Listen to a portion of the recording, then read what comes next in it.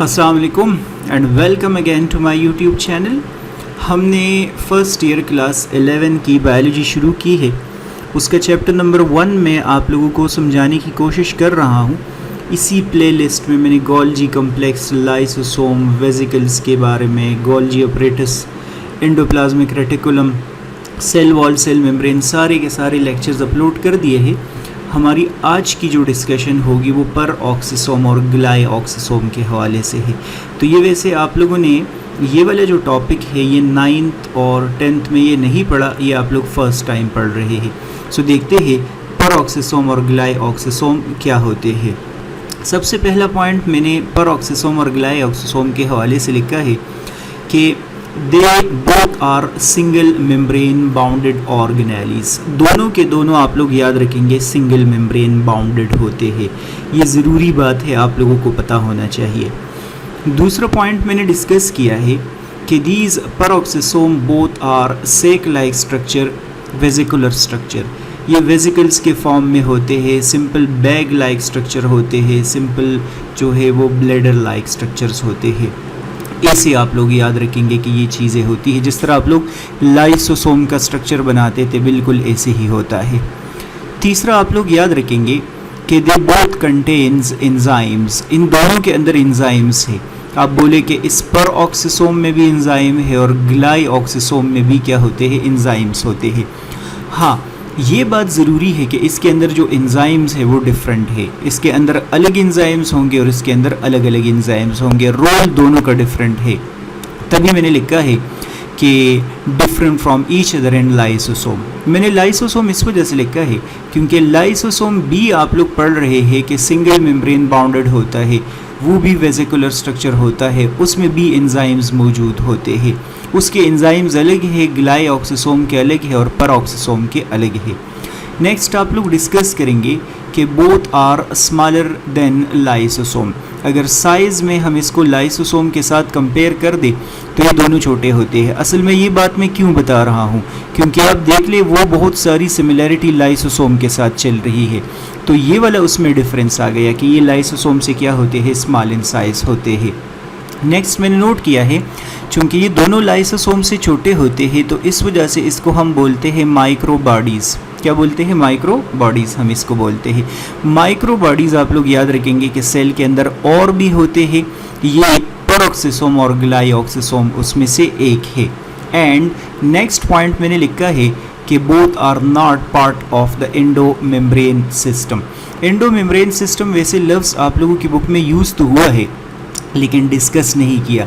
सो आप लोग बोलेंगे कि सेल के अंदर जितने भी मेम्ब्रेन स्ट्रक्चर होते हैं, मेम्ब्रेन बाउंडेड स्ट्रक्चर होते हैं। फॉर एग्जांपल आप देख लें, न्यूक्लियस है, एंडोप्लाज्मिक रेटिकुलम है, गोल्जी कम्प्लेक्स होता है, माइटोकॉन्ड्रिया नहीं, nucleus, Golgi complex, endoplasmic reticulum, lysosome है, वैक्यूल है, सेल मेम्ब्रेन है। इन सब के अराउंड क्या मौजूद है? इसके अराउंड मेम्ब्रेन मौजूद है, इन सारी चीज़ों के अराउंड। तो इन सब को कंबाइन मिला के इसके मेम्ब्रेन को हम बोलते हैं एंडो मेम्ब्रेन सिस्टम। तो ये एंडो मेम्ब्रेन सिस्टम का हिस्सा नहीं है। ये पॉइंट मुझे पता है आप लोगों को समझ नहीं आई, ये मैं खैर कभी एंडो मेम्ब्रेन समझाऊंगा आप लोगों को। बस आप लोग फ़िलहाल इतना याद रखें कि ये एंडोप्लाज्मिक रेटिकुलम से एमर्ज होता है एक कंसेप्ट के मुताबिक, और दूसरे कंसेप्ट के मुताबिक एंडोप्लाज्मिक रेटिकुलम से ये एमर्ज नहीं होता। एंडोप्लाज्मिक रेटिकुलम से अगर ये एमर्ज नहीं होता ना तो इसका मतलब हो गया कि इसका मेम्ब्रेन तो फिर कहीं और से आ रहा है, क्योंकि गोल्जी कम्प्लेक्स का मेम्ब्रेन किधर से आता है? एंडोप्लाज्मिक रेटिकुलम से। सेल मेम्ब्रेन एंडोप्लाज्मिक रेटिकुलम से आ रहा है। लाइसोसोम का मेम्ब्रेन एंडोप्लाज्मिक रेटिकुलम से आ रहा है। एक कंसेप्ट के मुताबिक इसका मेम्ब्रेन एंडोप्लाज्मिक रेटिकुलम से नहीं आ रहा, तो इस वजह से इसके बारे में लिखा है कि ये एंडो मेम्ब्रेन सिस्टम का हिस्सा नहीं है। वैसे इसमें थोड़ा सा डाउट है क्योंकि एक के मुताबिक आता है, दूसरे के मुताबिक नहीं आता। ठीक है, आप लोग की बुक में ये दो जगहों में डिफरेंट अंदाज में डिस्कस किया है। आगे मैंने लिखा है पर ऑक्सीसोम के बारे में। ये तो हमने सिमिलैरिटीज़ डिस्कस की, अब आगे जाते हैं और इनके बारे में जो स्पेसिफिक बातें हैं वो डिस्कस करते हैं। पर ऑक्सीसोम के हवाले से लिखा है फर्स्ट पॉइंट कि it is found both in plants and animal cells. ये प्लांट्स में भी पाया जाता है और एनिमल्स में भी पाया जाता है। इसका मतलब हो गया कि बैक्टीरिया, फंजाई वगैरह में नहीं होगा, पहला पॉइंट। दूसरा आप लोग डिस्कस करेंगे कि in animal cells peroxisome are abundant in liver cells. याद रखना है आप लोगों ने कि जब हम एनिमल्स के अंदर बात करते हैं तो पेरोक्सिसोम जो है वो लिवर सेल्स में ज़्यादा होते हैं और किडनी सेल्स में ज़्यादा होते हैं। आप लोगों ने पढ़ा है कि माइटोकॉन्ड्रिया कहाँ ज़्यादा होते हैं, मसल सेल्स में ज़्यादा होते हैं। वाइट ब्लड सेल्स कहाँ ज़्यादा होंगे, ये वाइट ब्लड सेल्स में ज़्यादा होंगे, लाइसोसोम्स। और इसके बाद आप लोगों ने डिस्कस किया है कि गोल्जी कॉम्प्लेक्स कहाँ ज़्यादा होंगे, सिक्रीटरी सेल्स में ज़्यादा होंगे। पेरोक्सिसोम आप लोग बोलेंगे लिवर और किडनी सेल्स के अंदर लार्ज अमाउंट में पाए जाते हैं, ज़्यादा पाए जाते हैं। They contain 3 oxidative enzymes, peroxidase, catalase, glycolic acid oxidase. Peroxisome के अंदर 3 एंजाइम्स है, जिसमें से एक को पेरोक्सीडेज बोलते हैं, दूसरे को कैटालेज बोलते हैं और तीसरे को हम ग्लाइकोलिक एसिड ऑक्सीडेज बोलते हैं। याद रखना है आप लोगों ने कि ये तीनों के तीनों ऑक्सीडेटिव एंजाइम्स है। जब आप लोग बात कर रहे होते हैं लाइसोसोम की, तो वो वाला लेक्चर आप दोबारा देख ले, उसमें मैंने जिक्र किया होगा कि वहाँ पर हाइड्रोलिटिक एंजाइम्स होते हैं। तो लाइसोसोम के जो एंजाइम्स है वो हाइड्रोलिटिक एंजाइम्स है और यहाँ वाले जो एंजाइम्स है वो ऑक्सीडेटिव एंजाइम्स होते हैं। एमसीक्यूज़ में अगर इन केस आता है तो फिर आप लोगों को ये डिफरेंस पता होना चाहिए, ठीक है। आगे डिस्कशन कर लेते हैं पेरोक्सिसोम के बारे में। मैंने नेक्स्ट पॉइंट लिखा है कि they are named peroxisome because of the presence of peroxidase enzyme. आगे जाके आप लोग डिस्कस करेंगे कि ये पेरोक्सीडेज एंजाइम जो है वो क्या करता है, इस वजह से आप लोग बोलेंगे कि इसको हम पेरोक्सिसोम बोलते हैं, पेरोक्सीडेज एंजाइम की वजह से। नेक्स्ट मैंने लिखा है they are mainly concerned with the detoxification of alcohol in liver cells या in animals। ये मैंने एनिमल सेल्स के अंदर इसका रोल डिस्कस किया है कि ये वहाँ पर क्या करते हैं, डिटॉक्सिफिकेशन करते हैं। डिटॉक्सिफिकेशन का मतलब कि अल्कोहल को रिमूव करते हैं, अल्कोहल को ब्रेक करते हैं, ख़त्म करते हैं। जो लोग अल्कोहल पी रहे होते हैं तो लिवर सेल्स के अंदर वो आधे से ज़्यादा क्या हो रहा होता है, वो डिस्ट्रॉय हो रहा होता है, ख़त्म हो रहा होता है। एल्स अल्कोहल जो है वो प्रॉब्लम काज कर रहा होता है। स्पेशली एक प्रॉब्लम आप लोगों ने सुना होगा, फैटी लिवर, वो काज कर रहा होता है और भी सारे प्रॉब्लम्स उसके साथ एसोसिएटेड जो है वो काज होते हैं, ठीक है।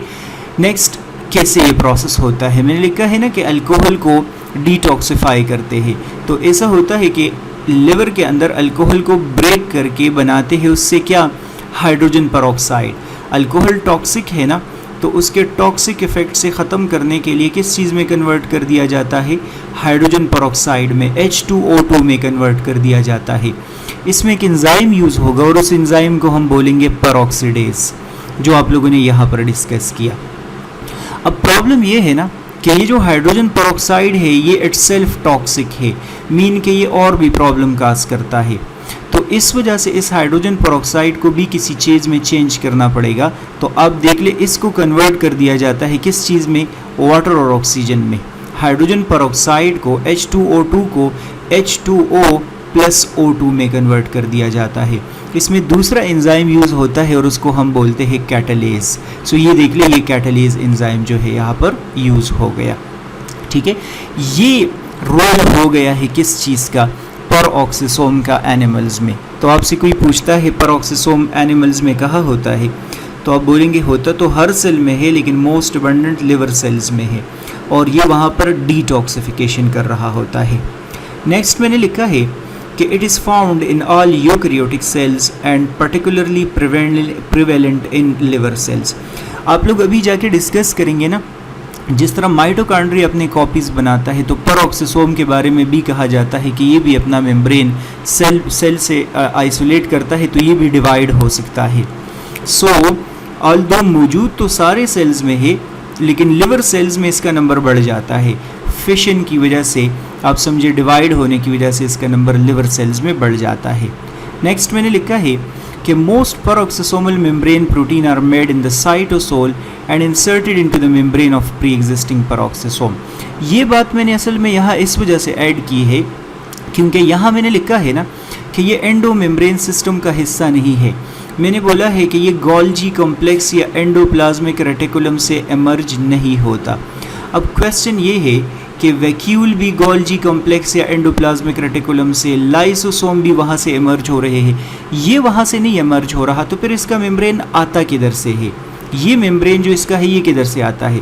तो लिखा है कि पेरोक्सोसोम का जो मेम्ब्रेन प्रोटीन है ना, वो साइटोप्लाज्म के अंदर बनते हैं, ठीक है, और फिर साइटोप्लाज्म से आते हैं और यहाँ पर कंस्ट्रक्शन कर रहे होते हैं, ये बना रहे होते हैं, फिर ये डिवाइड होकर नए पेरोक्सोसोम जो है वो बनाते हैं, ठीक है। अच्छा, इसके बाद मैंने नेक्स्ट डिस्कस किया है कि their number and shape vary in a cell depending upon the type of cell. ये वही बात दोबारा रिपीट हो गई है कि अगर ये एक पेरोक्सोसोम है, यहाँ पर सेल मेम्ब्रेन साइटोप्लाज्म से प्रोटीन आते हैं, इसको बनाते हैं, फिर ये डिवाइड हो जाएगा और डिवाइड होके नए पेरोक्सोसोम जो है वो बना देगा।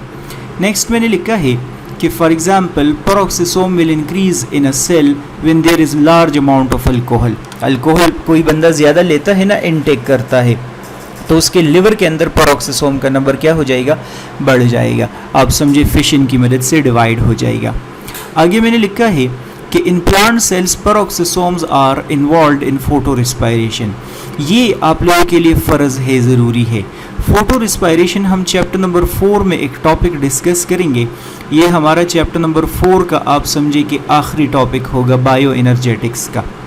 इसमें आप लोग याद रखेंगे, फ़िलहाल इतना याद रखें कि फ़ोटो रिस्पायरेशन एक ऐसा प्रोसेस है जो कि 3 ऑर्गेनेलीज़ के अंदर अकर होता है। 3 ऑर्गेनेलीज़ में फ़ोटो रिस्पायरेशन कंप्लीट होता है। उसमें एक ऑर्गेनेली जो है वो है क्लोरोप्लास्ट, दूसरा जो ऑर्गेनेली है वो है माइटोकॉन्ड्रिया, और तीसरा जो ऑर्गेनेली है वो आप याद रखेंगे पेरोक्सोसोम। सो पढ़ेंगे डिटेल में बाद में, लेकिन फ़िलहाल यही रट्टा लगा ले कि photorespiration takes place in plants and this reaction occur in chloroplast, mitochondria and peroxisome। ठीक है, मैंने लिखा है यहाँ पर कि the step of photorespiration that occur in peroxisome is, अब चूंकि 3 स्टेप्स में कर, 3 ऑर्गेनेल्स में कर हो रहा है ना, तो फोटो रिस्पायरेशन का कौन सा रिएक्शन इधर हो रहा है? उसमें ये ऐसा होता है कि ग्लाइकोलेट मॉलिक्यूल आता है पेरोक्सोसोम के अंदर, उसको किस चीज़ में कन्वर्ट कर दिया जाता है? ग्लाइसिन में कन्वर्ट कर दिया जाता है, एक अमाइनो एसिड है, ठीक है। इसमें एंजाइम कौन सा यूज़ होता है? ग्लाइकोलिक एसिड ऑक्सीडेज, जो आप लोगों ने पिछले स्लाइड में देखा कि इसके अंदर ग्लाइकोलिक एसिड ऑक्सीडेज बी होता है। सो ये बात आप लोगों के लिए फ़र्ज़ है कि प्लांट्स में ये फोटो रिस्पायरेशन में क्या होता है? इन्वॉल्व होता है। आई गेस सो कि यहाँ तक कोई प्रॉब्लम नहीं होगा, आसान है। कोई कन्फ्यूजन है तो आप लोग मुझे ज़रूर बताएंगे। आगे बढ़ते हैं, डिस्कशन करते हैं ग्लाइऑक्सोसोम क्या होता है, कहाँ होता है, क्या करता है, एंड सो ऑन। कभी कभार लोग बोलते हैं, कुछ बुक्स के अंदर आप लोग देखेंगे कि ग्लाइऑक्सोसोम एक टाइप ऑफ पेरोक्सोसोम है। कुछ कंटेंट्स के मुताबिक यही ग्लाइऑक्सोसोम बाद में किस चीज़ में कन्वर्ट कर जाता है? पेरोक्सोसोम में कन्वर्ट कर जाता है। ठीक है, देखते हैं कि ये क्या है। पहली बात, they are found in plant cells only. You need to remember कि ग्लाइऑक्सोसोम एनिमल्स के अंदर नहीं होता। अगेन आई रिपीट, मैं यहाँ पर लिखता हूँ कि नॉट इन एनिमल्स, ये एनिमल्स के अंदर नहीं है, ये सिर्फ और सिर्फ प्लांट्स में होता है, और प्लांट्स में भी सिर्फ और सिर्फ उसके सीड स्टेज में होता है, सीडलिंग स्टेज, जब उन्होंने नया नया ग्रोथ शुरू कर दिया हो उसमें ग्लाइऑक्सोसोम मौजूद होता है। ठीक है, अच्छा आगे मैंने लिखा है कि they are present in lipid rich seeds only. सिर्फ और सिर्फ उन सीड्स के अंदर ये मौजूद होगा जो लिपिड रिच सीड्स होंगे। बिल्कुल यहाँ पर आप लोग इसके साथ सेंटेंस लिख ले कि they are absent in lipid poor seeds.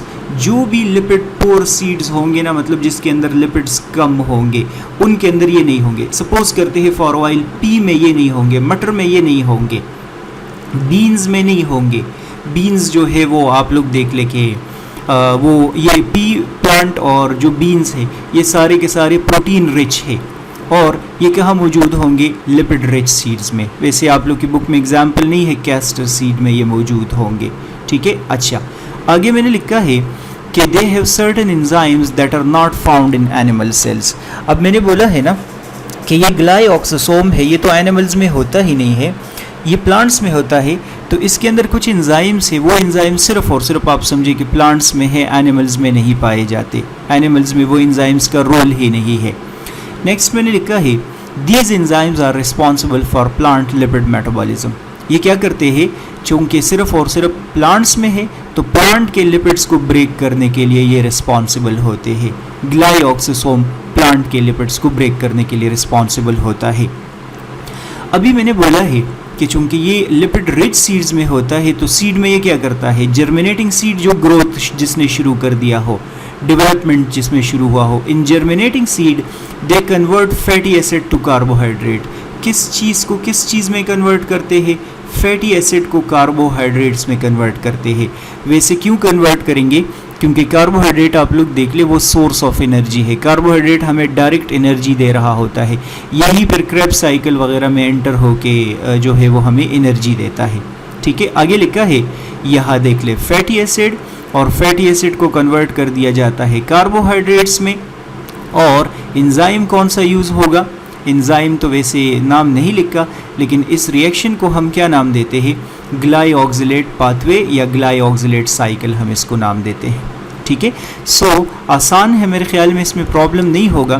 Peroxisome plants animals दोनों में पाया जाता है, ग्लाइऑक्सिसोम सिर्फ और सिर्फ प्लांट्स में पाया जाता है। पेरोक्सिसोम जो है वो एनिमल्स में डिटॉक्सिफिकेशन करता है और प्लांट्स में फोटो रेस्पायरेशन करता है। ग्लाइऑक्सिसोम ग्लाइऑक्सिलेट पाथवे में इन्वॉल्व होता है जिसमें फैटी एसिड से कार्बोहाइड्रेट्स बनते हैं। ग्लाइऑक्सिसोम सिर्फ और सिर्फ लिपिड रिच सीड्स में पाया जाता है, दोनों सिंगल मेम्ब्रेन बाउंडेड है, दोनों जो है वो आप लोग समझे कि एंडो मेम्ब्रेन सिस्टम का हिस्सा नहीं है, अपना मेम्ब्रेन साइटोप्लाज्म से प्रोटीन लेके खुद बनाते हैं और फिर खुद जो है वो डिवाइड हो जाते हैं। मेरे ख्याल में कि आसान है, लाइक सब्सक्राइब शेयर करना है तो कर ले, अपने फ्रेंड्स के साथ कमेंट ज़रूर कर लिया करें।